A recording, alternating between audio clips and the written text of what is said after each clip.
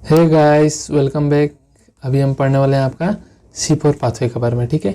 Date is इसे हम हेचेन-स्लेक pathway भी कहते हैं। इनको इन साइंटिस्ट ने डिस्कवर किया था।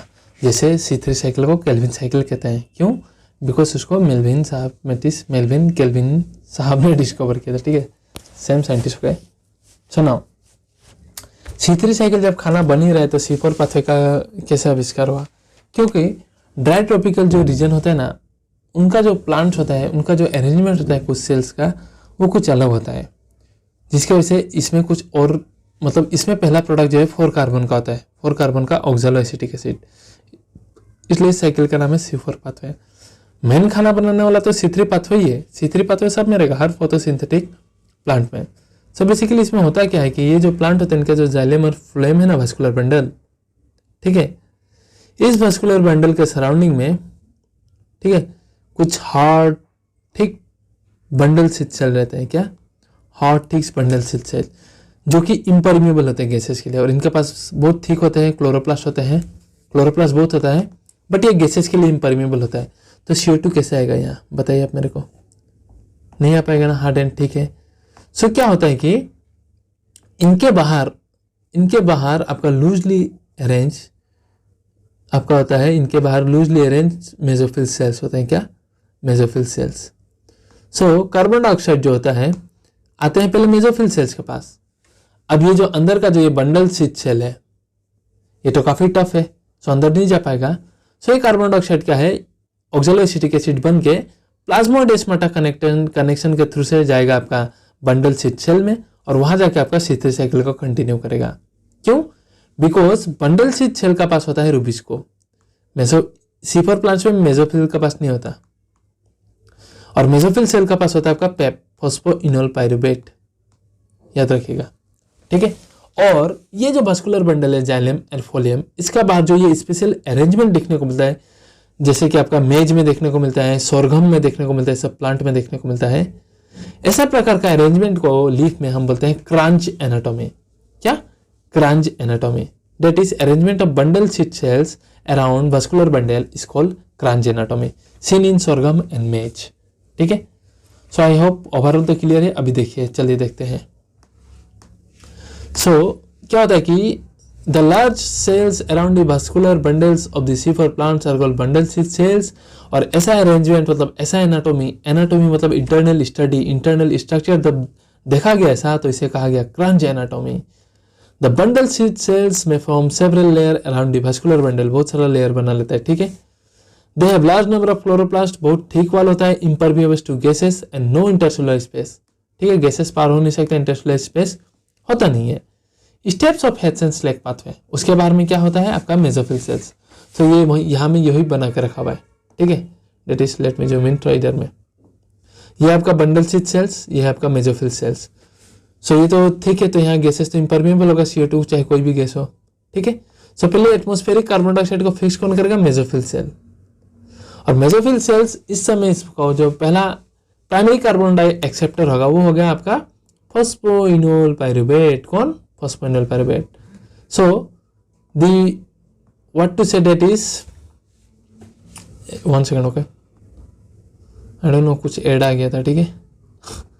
चलिए कोई बात नहीं, कहा था मैं, हाँ। देखिए, तो क्या होता है बेसिकली, एटमॉस्फेरिक कार्बन डाइऑक्साइड को लेगा कौन? मेसोफिल सेल, क्योंकि लूजली पैक है कि नहीं, मेसोफिल सेल्स लेगा because it is loosely cell है पैक्ड। सो यहाँ क्या होगा आपका PEP, that is phosphoenol pyruvate, इस कार्बन डाइऑक्साइड के साथ बाइंड करेगा। और फॉस्फोइनोल पाइरुवेट आपका 3 कार्बन का कंपाउंड है, और कार्बन डाइऑक्साइड कितना? 1, दैट इज 4 कार्बन कंपाउंड बनेगा, उसे हम क्या बोलते हैं आपका C4 acid, that is oxaloacetic acid. क्या? Oxaloacetic acid. और इसको हेल्प करवाएगा आपका एक enzyme, that is PEPCase enzyme, phosphoenol pyruvate carboxylase enzyme, ठीक है, पेपकेस एंजाइम इसको करवाएगा। अब ये जो आपका ऑक्सैलोएसिटिक एसिड बना है, ये आपका डायरेक्टली आपका बंडल sheath सेल में नहीं जा सकता, ये अपने आप को पहले कन्वर्ट करेगा मेलिक एसिड में। क्या में? मेलिक एसिड में। फिर ये मेलिक एसिड में होने के बाद ये प्लाज्मोडेस्माटा के थ्रू से होते हुए चला जाएगा आपका बंडल sheath सेल में, ठीक है। बंडल sheath सेल में जैसे जाएगा तो इसका डीकार्बोक्सिलेशन हो जाएगा। क्या? डीकार्बोक्सिलेशन।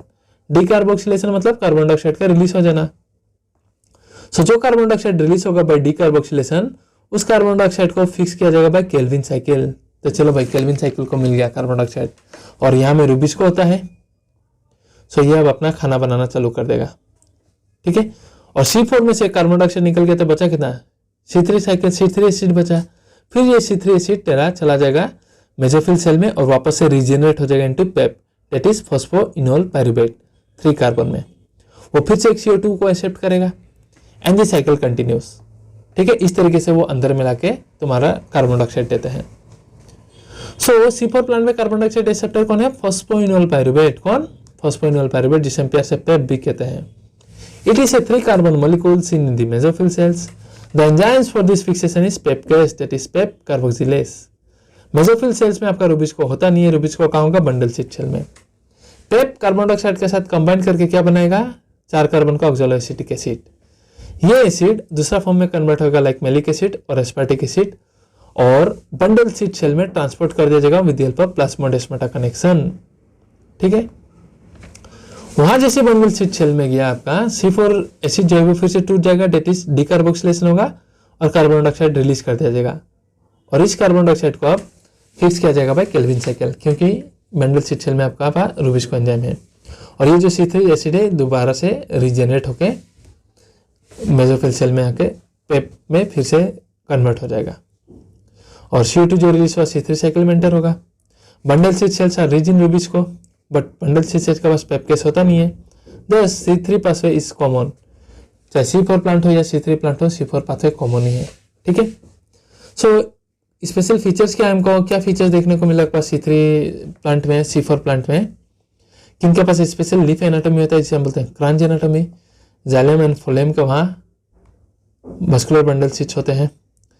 ये प्लांट ट्रॉपिकल रीजन में आता है, मतलब they can tolerate high temperature, they show response to high light intensity.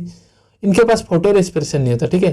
Photo respiration मतलब एक वेस्टफुल प्रोसेस है जो कि हम नेक्स्ट वीडियो में पढ़ेंगे। और इनका प्रोडक्टिविटी जो है C3 प्लांट से इनका प्रोडक्टिविटी काफ़ी ज़्यादा है, बिकॉज इनके पास फोटो रेस्पिरेशन नहीं होता। सो इनका जो एनर्जी है वो वेस्ट नहीं होता। Photorespiration is a wasteful process जो कि मैं नेक्स्ट वीडियो में बताऊंगा, ठीक है। So I hope guys C4 cycle आपको समझ में आया हो। सो चलिए इसके रिलेटेड कुछ क्वेश्चंस करते हैं। सो आइए, which one is a C4 plant, तो हमको बताया सोरगम एंड मेज, दो याद रखिएगा बस। Which one has crunch anatomy, crunch anatomy आपका C4 प्लांट में देखा था। C4 प्लांट हमको दो ही याद रखना है NCERT से, मेज एंड सोरगम, तो मेज होगा answer. First product of C4 cycle, C4 है मतलब 4 कार्बन का एसिड बनता है, डेट इज ऑक्सैलोएसिटिक एसिड, ठीक है। Crunch anatomy is associated with C4 plant, कितना बार बोले और, ठीक है। प्राइमरी कार्बन डाइऑक्साइड C4 में कौन है भाई, आपका फॉस्फोनिल पायरुवेट, और C3 में कौन है तो आपका RUBP, ठीक है। पूरा रिवीजन चाहिए, क्वेश्चंस करा के रखा है मैंने। First carboxylation in C4 plant occur in, carboxylation C4 plant में कहाँ होगा, मेसोफिल सेल में। फिर वो आपका वहाँ that is oxaloacetic acid, malic acid या एस्पार्टिक एसिड होके प्लाज्मोडेस्माटा के थ्रू से होते हुए आपका चला जाएगा बंडल शीट सेल में, और वहाँ में डिकार्बोक्सिलेशन होकर आपका एक CO2 को केल्विन साइकिल से फिक्स कर लिया जाएगा और C3 को वापस ट्रांसपोर्ट कर दिया जाएगा मेसोफिल सेल में, जहाँ वो दोबारा से पेप में कन्वर्ट हो जाएगा, ठीक है। In C4 plants rubisco enzyme is present in bundle sheath cell, और मेसोफिल सेल में क्या होता है आपका PEPCase. PEPCase enzyme is present in cytosol of mesophyll cell obviously, ठीक है। Number of carboxylation in C4 plant in, ठीक है। कितना बार कार्बोक्सिलेशन हो रहा है तो आपका 2 बार होता है कार्बोक्सिलेशन, ठीक है। एक बार होता है आपका जब एक्सेप्ट करेगा कार्बन डाइऑक्साइड पेप के साथ, और एक बार जब वहाँ से डेट इज C4 C3 में कन्वर्ट होगा तब दोबारा, ठीक है। पेप is associated with phosphonyl pyruvate is associated with C4 plant.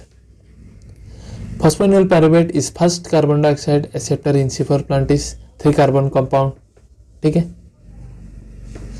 पता ही है in C4 plant carbon dioxide fixation और डिस्कवर बाय हेचेंस्लेक, इसलिए इस पाथवे को हम हेचेंस्लेक पाथवे भी कहते हैं। In C4 plant agranal chloroplast are also found in, ठीक है। एग्रेनल क्लोरोप्लास्ट, ठीक है, जिसमें कोई ग्रेन्यूल्स नहीं होता, बंडल शीट सेल में पाया जाता है, याद रखिएगा, बुक में है नहीं, इस चीज को याद रख लीजिएगा। क्रांच एनाटॉमी ऑकर होता है in the lips of C4 plant, that is मेज एंड सोरगम, ठीक है। इन C4 प्लांट सिंथेसिस होगा कहाँ में, बंडल स्थित सेल में, क्योंकि रूबिस्को वहीं प्रेजेंट है आपका। सो केल्विन साइकिल आपका चलेगा बंडल स्थित सेल में। In C4 plant C3 cycle occurs in bundle स्थित सेल। कितना बार पढ़े, और मोस्ट अबंडेंट एंजाइम बताने का जरूरत ही नहीं है रूबिस्को।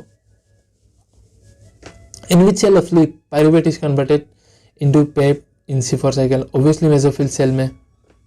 ठीक है। Malic acid is formed in C4 plant in the cell of mesophyll, बाद में मेसोफिल सेल से वो प्लाज्मोडेस्माटा के थ्रू से हुए बंडल स्थित सेल का पास जाएगा, ऑलरेडी डिस्कस कर लिया। ठीक है। सो अभी नेक्स्ट क्वेश्चन आप जब नेक्स्ट वीडियो हम फोटो रेस्पिरेशन करेंगे तब आप कर पाओगे। Hope you guys like the video. Thank you very much. Stay tuned for the next one.